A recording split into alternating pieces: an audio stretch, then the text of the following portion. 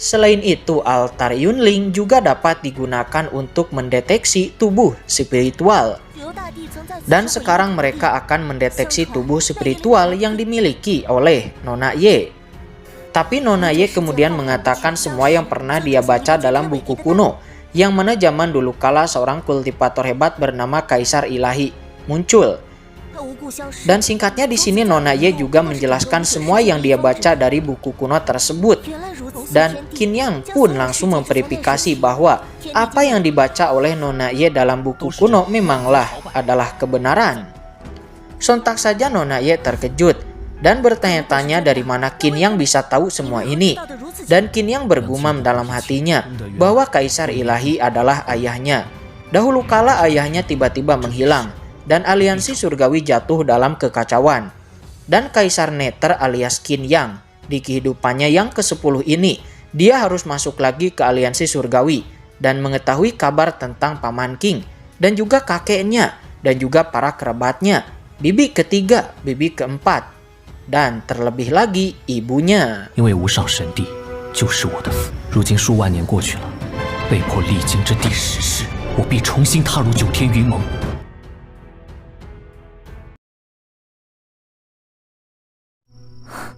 秦公子，当然是检测灵体。你去站到运灵台中心。开始什么？ Kemudian pembangkitan tubuh fisik spiritual dimulai. Nona Ye melayang di udara. Qin Yang melihatnya dan menyadari bahwa tebakannya memang benar, itu adalah tubuh fisik 9 kehidupan. Qin Yang membantu mengeluarkan energinya dan lalu kemudian bersila untuk berkultivasi. Dua bawahan Nona Ye terkejut, namun Qin Yang menjelaskan bahwa proses ini akan berlangsung sekitar 4 jam. Jadi lebih baik berlatih daripada berdiam diri.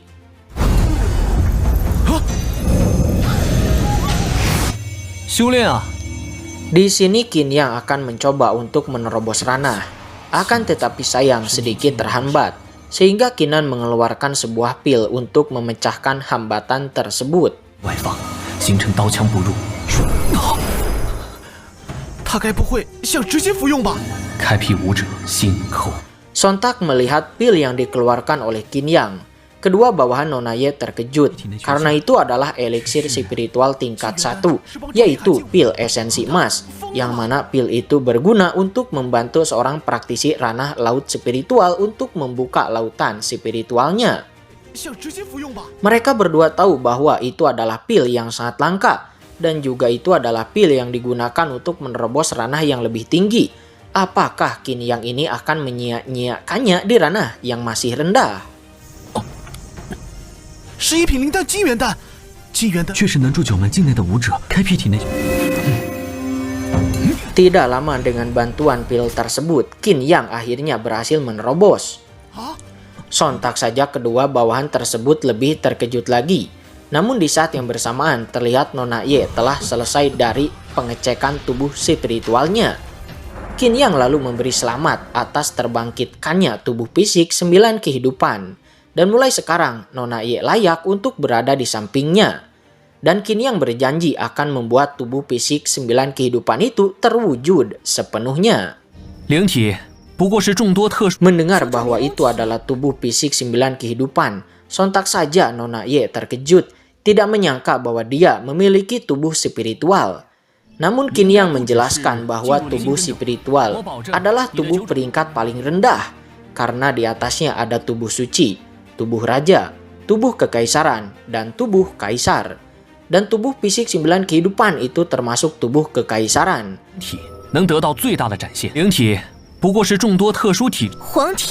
Dan di saat yang bersamaan, akibat pembangkitan tubuh spiritual sebelumnya, Nona Ye juga sekarang telah mencapai ranah laut spiritual tingkat 3. Sontak saja kedua bawahan Nona Ye terkejut lagi. Qin Yang lalu pamit dan jika ada waktu, Qin Yang akan berkunjung ke ibu kota kekaisaran. Dan saat itu mereka akan bertemu lagi. Namun Nona Ye bertanya, apakah Qin Yang tidak takut jikalau dirinya mengingkari janji? Qin Yang pun menegaskan sebaiknya Nona Ye jangan berpikiran untuk mengkhianatinya. Karena jika tidak, walaupun Nona Ye memiliki tubuh fisik yang langka, Qin Yang tidak akan ragu untuk membunuhnya. 杀了你！ Tiba-tiba token kehidupan Ku Lao retak. Dia adalah penatua yang bersama Nona Ye sebelumnya. Sepertinya dia sedang dalam bahaya besar. Qin Yang bertanya, apakah kamu dapat merasakan di mana posisinya terakhir kali? Nona Ye menjawab bahwa dia berada di sekitar 5 mil jauhnya dari sini di arah utara. Sontak Qin Yang mendengarnya menggelengkan kepala karena dia tahu ada tempat apa di sana. Namun Qin Yang bersedia membantu dan membawa mereka ke tempat tersebut. 多谢。 走吧。 库老有危险。 Sampai di tempat itu, Qin Yang meminta semua orang untuk terus berdekatan dengan dirinya. Namun bawahan Nona Ye nampak meremehkannya, yang alhasil dia terjebak. Untungnya Qin Yang menyelamatkannya. Sontak mereka terkejut dan lalu mengikuti langkah Qin Yang dengan lebih berhati-hati. 怎么会对这里如此熟悉？奇怪。 Setelah tiba di tempat tujuan, terlihat Ku Lao terjebak di sebuah lereng gunung yang sangat tinggi. Nona Ye menjadi khawatir, namun Ku Lao memintanya untuk jangan mendekat, karena ini berbahaya. Qin Yang lalu menjelaskan bahwa mereka terjebak karena menginginkan harta yang ada di puncak gunung. Menurut Qin Yang, mereka sebenarnya pantas mati karena menginginkan harta tersebut. Akan tetapi karena Nona Ye adalah pelayannya, jadi Qin Yang akan menyelamatkan Ku Lao. 金公子，你能不能？ 罢了。 Setelah Ku Lao diselamatkan, mereka akan pergi. Namun tiba-tiba sekelompok orang muncul menghentikannya. Mereka mengatakan bahwa mereka adalah kelompok tentara bayaran tengkorak emas. Dan mereka meminta Qin Yang untuk juga menyelamatkan anggota mereka yang terjebak di lereng gunung tersebut. Dan di saat yang sama pula, sekelompok orang lainnya yang berasal dari aliansi langit juga muncul. Dan dengan arogan meminta Qin Yang untuk juga menyelamatkan tuan muda mereka yang terjebak di lereng tersebut. 识相的就赶紧把我兄弟放下来， 才是对他们最大的恩赐。 不然就休怪我们不客气了。 需要我出手解决他们吗？ 知小儿，你这是在找死！ 在这里还不需要你出手，我统统没听说过。 Qin Yang marah sekali melihat mereka yang datang ingin meminta bantuan, akan tetapi dengan sikap yang sangat arogan dan juga sombong. Jelas Qin Yang tidak akan membantu mereka. Terlebih lagi orang serakah memang pantas mati. Dan pada akhirnya baku hantam pun terjadi. 竟然还如此狂妄！冰窟佣兵团， Qin Yang mengaktifkan mekanisme di sana. Seketika banyak golem-golem muncul. Yang mana dahulu kala mekanisme ini digunakan untuk melatih para murid. Tetapi sekarang ada kegunaan lain. Yang seketika di bawah serangan para golem tersebut, semua musuh pun dikalahkan dengan mudah. 家族，让他们为你今日的狂。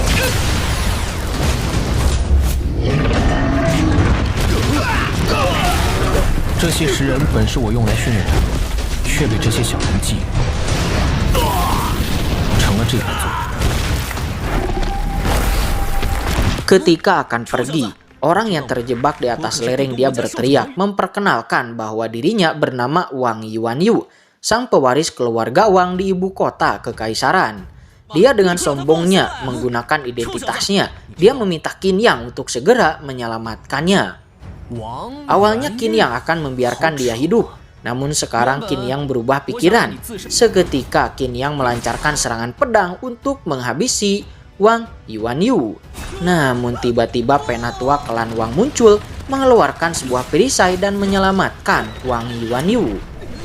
无知小儿，快快出！ 是秦元，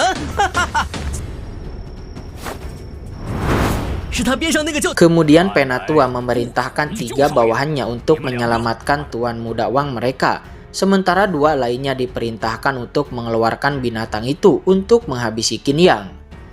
Namun terlihat 3 bawahan yang ingin menyelamatkan tuan muda Wang nampak gagal. Sementara monster yang disebutkan telah dikeluarkan, lalu dikendalikan oleh penatua dan menyerang dengan ganas ke arah Qin Yang. Namun tiba-tiba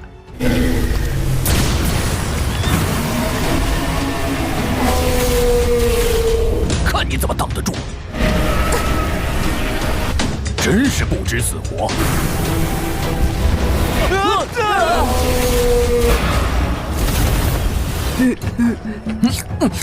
Ya, tiba-tiba monster tersebut berubah menjadi sangat jinak di depan Qin Yang. Hal itu membuat semua orang sontak saja dibuat amat sangat terkejut. Penatua Wang juga tidak menyangka monster yang mereka tangkap dengan sangat susah payah ternyata benar-benar jinak di depan pemuda tersebut. Ternyata sebelumnya Qin Yang dengan tepat waktu mengaktifkan segel reinkarnasi pada Xiao Qing, membuat Xiao Qing mengingat kembali semua ingatannya. Ternyata monster ini adalah hewan peliharaan Qin Yang. 你可知道，我来远古很久，我也得吃饭呀！你看我，还不是因为自己贪玩跑出来？一定要为我报仇呀！ Qin Yang lalu memerintahkan Nona Ye untuk menyelesaikan sisanya dengan dibantu oleh golem. Akhirnya Nona Ye berhasil mengalahkan seluruh keluarga Wang. Sementara Penatua harus dihabisi di tangan Xiao Qing. 以后我就是你的牛腿子。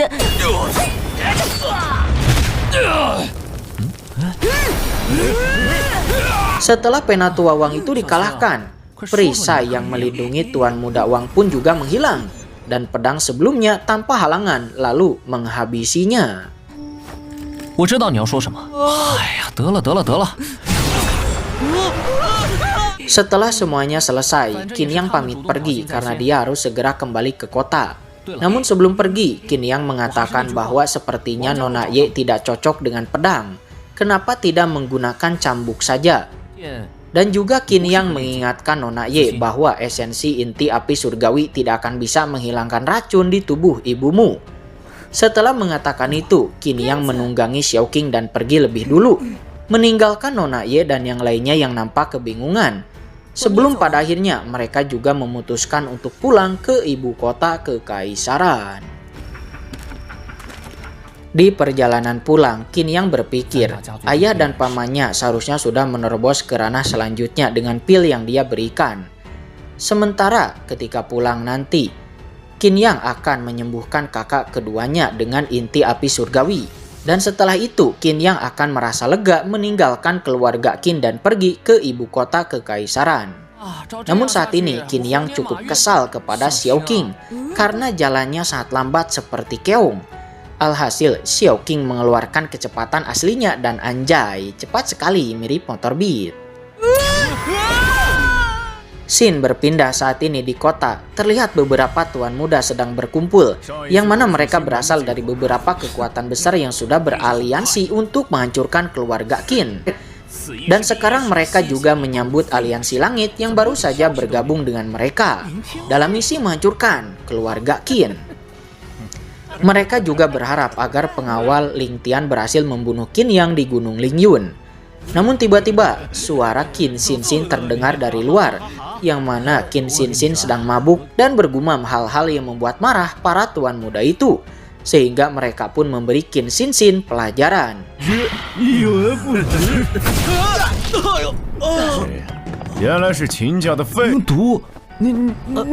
Du Xiyuan berdiri di hadapan Qin Xin membelanya, namun sayang kekuatannya masih lemah. Sementara Qin Xin tangannya dipatahkan dan dia ditendang keluar dari gedung dan jatuh di jalanan. Di saat yang bersamaan, Qin Yang juga baru tiba di sana. Melihat Qin Yang yang ada di sini, Qin Xin malah berpikir bahwa dirinya mungkin sudah sekarat. Segera Qin Yang pun menjewer untuk menyadarkan Qin Xin. Qin Yang juga menyembuhkan tangan Qin Xin. 让我看看。 就见不到我这么苦的滋味，总是你看那个女孩，又为何被人打成这样？ Du Xiyuan ditendang keluar dari gedung. Namun ketika sampai di jalan, Du Xiyuan melihat Qin Yang yang baik-baik saja. Dia menghela napas lega karena Qin Yang tidak dibunuh oleh pengawal Ling Tian. Karena jika sampai itu terjadi, maka tuan muda ke-9 pasti akan memarahi dirinya dan juga ayahnya. Para tuan muda juga keluar dari gedung, dan di sini terjadi perdebatan antara Qin Yang dan keempat tuan muda tersebut. Sebelum kemudian, Du Xiyuan dan Qin Xin membujuk Qin Yang untuk dengan cepat kembali ke kediaman keluarga Qin saja untuk menghindari konflik di sini. Terlebih lagi mereka kalah jumlah. Namun Qin Yang mencibir, jumlah tidaklah penting. Mereka semua hanyalah sekelompok orang bodoh. Sontak saja keempat tuan muda itu menjadi sangat marah. Dan terlihat kakaknya Lin Qiao'er dan Lin Qiu Sheng. Dia adalah putra pertama klan Lin. Dia sangat marah karena belum lama ini Qin Yang telah menghabisi kedua adiknya itu. Namun terlihat tuan muda klan Shen tidak mampu menahan amarahnya lagi.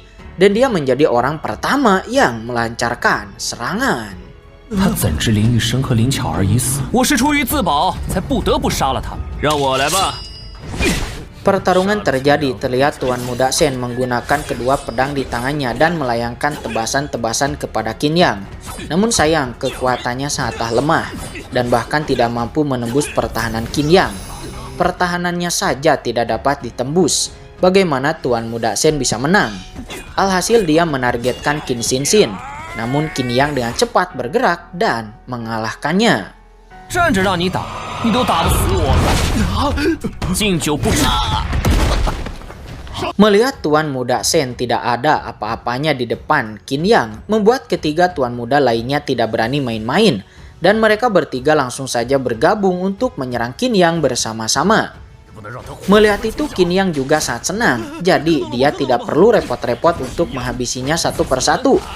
Pertarungan terjadi, namun Qin Yang dapat dengan mudah menghindari setiap serangan. Dan bahkan ketika serangan-serangan itu mengenainya, pertahanan Qin Yang tetap tidak bisa mereka tembus. Sehingga bagaimana cara mereka bisa menang karena bahkan pertahanannya saja pun tidak bisa mereka tembus. Alhasil mereka menjadi ketakutan dan memutuskan untuk melarikan diri. Tentu saja Qin Yang tidak akan membiarkannya. Qin Xinxin menjadi target yang mereka incar lagi, namun Qin Yang memerintahkan Xiao Qing untuk bergerak dan seketika menghabisi mereka. 小青，等等！哎呀，下回早点说。没有。 Di sini Qin Yang sedikit memarahi Xiao Qing karena awalnya dia tidak ingin membunuh kedua tuan muda itu. Namun Xiao Qing benar-benar impulsif. Tapi Xiao Qing beralasan bahwa dia tidak tahu apa yang dimaksud oleh tuannya. Sementara Qin Xinxin dia terkejut melihat hewan peliharaan Qin Yang yang sepertinya sangat kuat. Sementara untuk tuan muda Ling nampak dia dibiarkan hidup. 放心，你也狠，回去告诉林天。好，秦公子，秦公子。 Du Xiyuan menjelaskan dengan konflik hari ini sudah dapat dipastikan beberapa keluarga besar akan menyerang keluarga Qin. Oleh karena itu dia akan kembali dulu ke ibu kota untuk melaporkan hal ini kepada tuan muda ke-9 Zheng Xinrui agar dia mengirim praktisi kuat ke sini. Namun Qin Yang meminta Du Xiyuan untuk tidak perlu ikut campur karena dia bisa mengatasinya, dan Qin Yang juga meminta Du Xiyuan untuk segera kembali dan beritahu Zheng Xinrui bahwa dirinya akan menuju ke ibu kota kekaisaran. Dan pada saatnya tiba, dia harus segera menyiapkan bunga biru 9 kelopak. Jika tidak, di saat racun mencapai perut, maka itu akan sangat berbahaya. Du Xiyuan paham, sementara Qin Yang kembali ke keluarga Qin meninggalkan Du Xiyuan yang nampak tertegun karena menyadari bahwa perubahan besar akan terjadi di kota Lingyun. 我们回去吧。啊，杨哥，你也太厉害了！之前他们就闭关了一次。 Begitu sampai di markas keluarga Qin, Qin Yang langsung saja memerintahkan para prajurit untuk mengumumkan kepada semua orang keluarga Qin agar jangan berkeliaran di luar, dan juga beritahukan para penatua bahwa 4 keluarga besar akan datang menyerang, dan kita semua harus bersiap untuk menghadapi mereka. 属下明白。这段时间就别乱跑了。 Qin Yang lalu menemui kakak kedua dan mengeluarkan inti api surgawi. Sontak saja kakak kedua Qin Hai terkejut tidak menyangka adik ketiganya itu bisa menemukannya. Qin Yang menjelaskan bahwa dia hanya beruntung saja menemukan inti api surgawi. Namun hal itu membuat kakak kedua Qin Hai merasa dilema. Inti api surgawi itu sangatlah berharga dan adik ketiganya pasti telah bersusah payah untuk bisa mendapatkannya dan dia merasa tidak layak. Qin Yang meminta kakaknya Qin Hai untuk jangan memperdulikan hal-hal lainnya karena yang terpenting sekarang adalah menyembuhkan luka sang kakak Dan juga ini tidak hanya akan menyembuhkan kakinya, tetapi bahkan juga mungkin akan membantu sang kakak kedua untuk bisa menerobos ranah gerbang ke-9 atau bahkan lebih tinggi. 好了，有先前的书骨丹。 Qin Yang menjelaskan apa yang perlu dilakukan oleh sang kakak kedua. Namun di bagian terakhir, jika sang kakak kedua tidak mampu menyerap semua energi dari inti api surgawi, maka dia diperintahkan untuk dengan cepat mengeluarkannya. Namun sang kakak kedua Qin Hai merasa jika dia mengeluarkan inti api surgawi di saat-saat terakhir, bukankah itu akan menyia-nyiakan kerja keras adiknya? Namun Qin Yang mengingatkan bahwa itu sangatlah berbahaya. Di saat yang sama, Qin Yang juga akan mengajarkan teknik roh api kepada sang kakak. 化解寒气，再通过寒，说不定还可以帮你连续开。 Sontak Qin Hai terkejut dong karena teknik roh itu amat sangat langka. Dan setelah semuanya dipersiapkan, sang kakak kedua Qin Hai mulai menelan inti api surgawi dan prosesnya pun baru saja dimulai.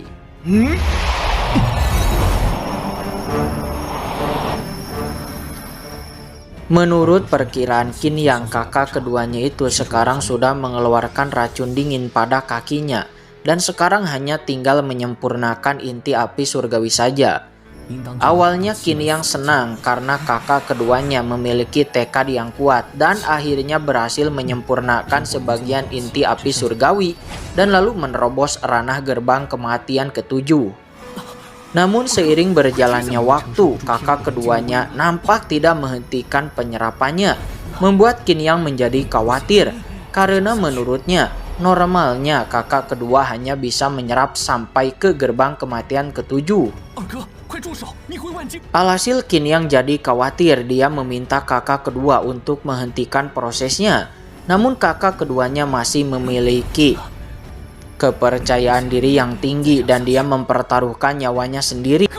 Namun di saat-saat terakhir, untung sekali Qin Hai berhasil melewati masa kritisnya dan lalu menerobos ranah gerbang kejut ke-8. Qin Hai mulai membuka matanya, dia turun dari kursi roda dan berjalan.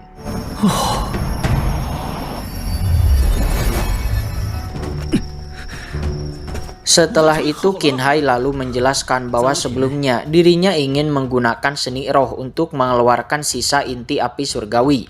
Akan tetapi inti api itu malah diam di tubuhnya dan tidak berefek apapun padanya. Dan kejadian tak terduga itu juga membuat Qin Hai sendiri tidak pernah menduganya. Namun mendengar penjelasan Qin Hai membuat Qin Yang terkejut dan menyadari bahwa nadi kakak keduanya ini adalah nadi terkuat dari nadi langit. Menyadari fakta tersebut, alhasil Qin Yang memberikan beberapa inti api surgawi lagi kepada kakak keduanya.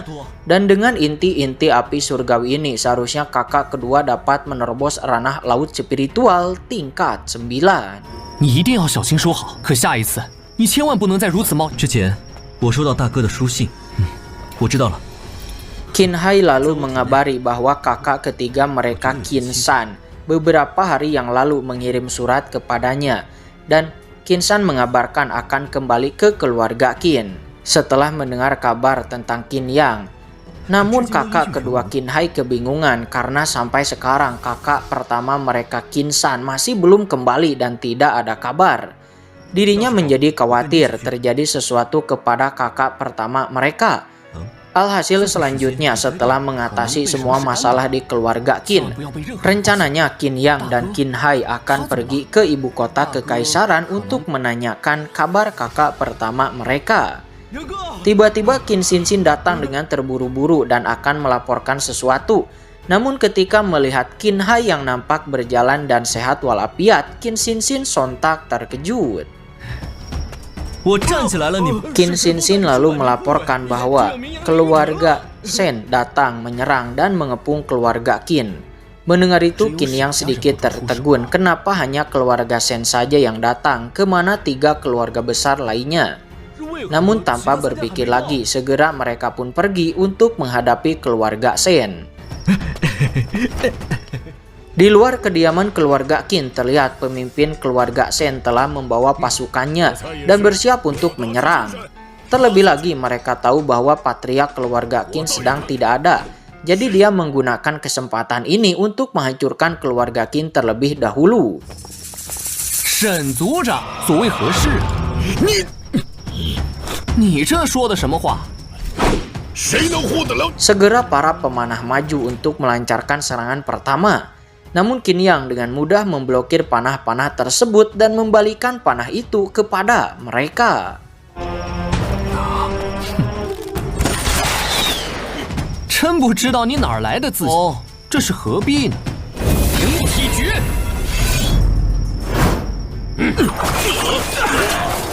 Pertarungan pun terjadi, namun Qin Yang maju sendirian melawan mereka semua.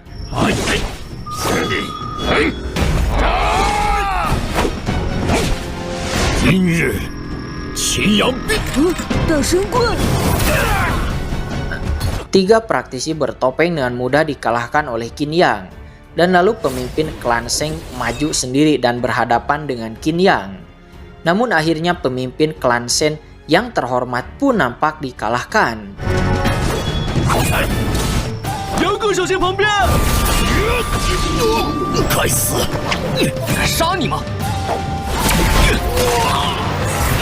Melihat pemimpin klan mereka yang telah gugur, membuat dua penatua ini sangat marah. Mereka ingin membalaskan dendam pemimpinnya, sehingga melancarkan serangan. Namun Qin Yang menggunakan sebuah formasi, menjebak mereka berdua dan mengalahkannya juga. 你要做什么？沈家最大的错误就是不明事。是吗？都这是。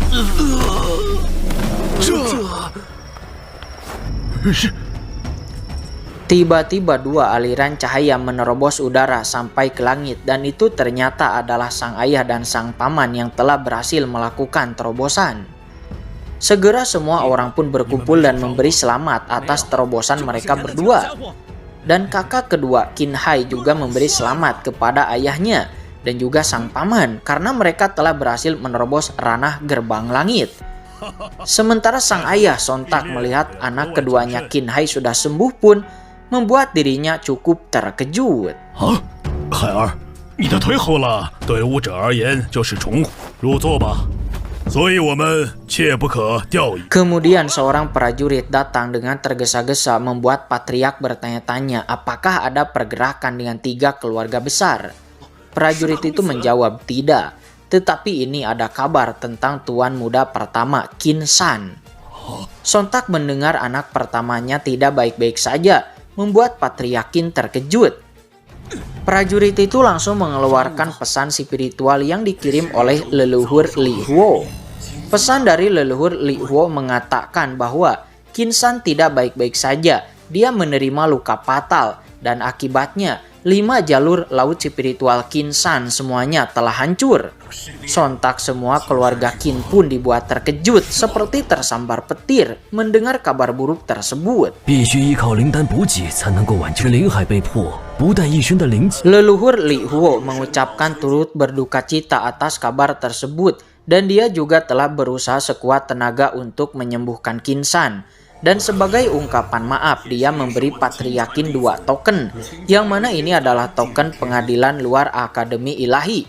Dengan token ini 2 anggota keluarga Qin bisa langsung memasuki Akademi Ilahi dan menjadi murid luar secara langsung. Dan 2 murid tersebut bisa datang ke Akademi untuk merawat Qin San. 是我对不起你们请假。再怎么说，尚儿也是我曾家2位天才进入天神学院。 Mendengar kabar tersebut, sontaklah sang ayah merasa lemas dan seperti akan pingsan. Sementara sang paman mengungkapkan bahwa setelah kedatangan Ling Tian ke Akademi Ilahi, tiba-tiba Qin San terluka begitu parah. Dirinya yakin ini pasti ada hubungannya. Qin Yang mengambil 2 token tersebut dan memutuskan bahwa dirinya dan kakak kedua Qin Hai akan pergi ke Akademi untuk membantu Qin San. Dan jika sampai Ling Tian ada kaitannya dengan ini, maka Qin Yang tidak akan melepaskannya. Sang ayah meminta Qin Yang untuk jangan melakukannya. Akan tetapi Qin Hai meminta ayahnya untuk jangan khawatir, karena selama beberapa tahun ini kakak pertama mereka Qin San yang selalu melindunginya, dan sekarang giliran mereka yang melindungi kakak pertama Qin San. 罢了，我老了。 正主来了。 Kemudian seorang penjaga datang melaporkan bahwa 3 keluarga besar telah datang. Sehingga pemimpin keluarga Qin itu memerintahkan semua anggota keluarga Qin bersiap untuk berperang. 是。正主来了。二哥。 3 keluarga besar sudah datang dengan begitu banyak pasukan mereka. Sementara Qin Yang dia memberikan beberapa patah kata kepada semua pasukan keluarga Qin, berusaha untuk membakar semangat mereka. 我们早该奋起反抗了。秦家也不是好欺负的。虽然这次秦家遇到了秦家将会是凌云城第一，也是时候展现出咱们秦家奋力一战吧！ 3 keluarga besar telah tiba. Langsung saja ketiga pemimpin klan tersebut mengeluarkan aura mereka. 你们一定也知道结果了。秦阳小儿3大家族联合的进攻。 Tidak ingin kalah, pemimpin klan Qin dan sang paman juga mengeluarkan aura mereka yang baru saja menerobos. Sontak hal itu membuat ketiga pemimpin klan itu terkejut.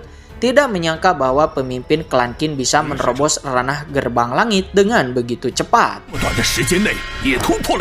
Namun soal bertarung, tentu saja Qin yang jagonya. Dia meminta sang ayah untuk diam saja dan lihat. Sementara pemimpin klan Ling Xingchen, dia sudah tidak tahan lagi. Amarahnya terhadap Qin Yang sudah tak bisa didamaikan. Segera dia melancarkan serangan dan pertarungan pun terjadi. 无知小儿，受死吧！可笑，我就要取你狗命！ Sementara pemimpin klan lainnya juga nampak tidak tahan untuk segera bertempur dan lalu melayangkan serangan ke arah pemimpin klan Qin. Tinju mereka berdua beradu dan pemimpin klan Qin dipaksa untuk mundur.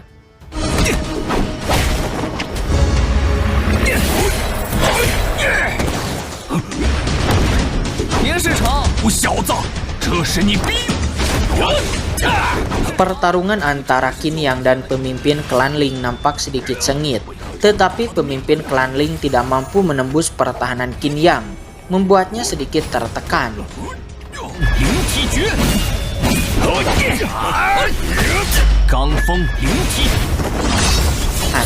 Namun tiba-tiba seorang praktisi tiba-tiba saja muncul. Ternyata pemimpin klan Ling telah meminta bantuan dari sebuah kekuatan besar di luar kota Lingyun. Orang itu diundang oleh pemimpin klan Ling untuk membantunya mengatasi klan Qin. Dia mengeluarkan auranya. Sontak Qinan menyadari bahwa orang ini berada di ranah laut spiritual tingkat 1. Membuat sang ayah dan sang paman menjadi khawatir, berdiri di hadapan Qin Yang. Mempertanyakan siapa kamu sehingga berani ikut campur.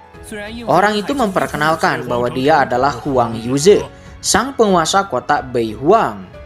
Orang-orang dari keluarga Qin mengetahui kota Beihuang, namun mereka tidak menyangka bahwa kota Beihuang akan membantu keluarga Ling. 走，爹，幺儿，不是有没有信心的问题。你们忘记九游大帝了吗？ Tiba-tiba satu praktisi lainnya muncul melayang di udara dan turun di sana. Diketahui dia bernama King Yuan, seorang penguasa dari kota Qingpeng. Ranahnya juga berada di laut spiritual tingkat 1. Ternyata dia datang ke sini diundang oleh klan Lin. Sekarang ada 2 praktisi kuat yang membantu 3 keluarga besar, membuat klan Qin berada dalam keadaan terbojok. Qin Yuan bertanya kepada Huang Yuze, "Kamu yang bergerak lebih dulu atau aku yang harus turun tangan?" Namun mendengar itu, Qin Yang menatap mereka berdua dan berkata, "Kenapa repot-repot satu persatu? Sini maju saja kalian berdua secara langsung. Karena jika tidak, aku khawatir kalian tidak akan mendapatkan kesempatan lagi." 应孝，我请你来，可不是让你杨儿不可胡闹。好啊，小子。 Kesombongan Qin Yang membuat mereka pun marah dan pertempuran pun kembali berlanjut. Huang Yuze langsung saja melancarkan teknik segel pala hancur dan menyerang. 一生， 就是那个有着数百万人口的北。 Membuat Qin Yang terpental ke belakang, tapi dapat dikonter dengan mudah. 你中了我一道印记，必死，则会毫发无伤。 Sementara King Yuan dia melancarkan teknik tinju roh biru. Dan menghadapi serangan itu, Qin Yang menampilkan teknik tinju raungan harimau naga. Seketika itu bertabrakan dengan tinju yang dilepaskan oleh King Yuan. Dan setelah tabrakan tersebut, terlihat King Yuan malah jatuh dan mati, membuat semua orang terkejut. 传已久的虎啸龙吟拳，精灵拳掌诀，做出杨二。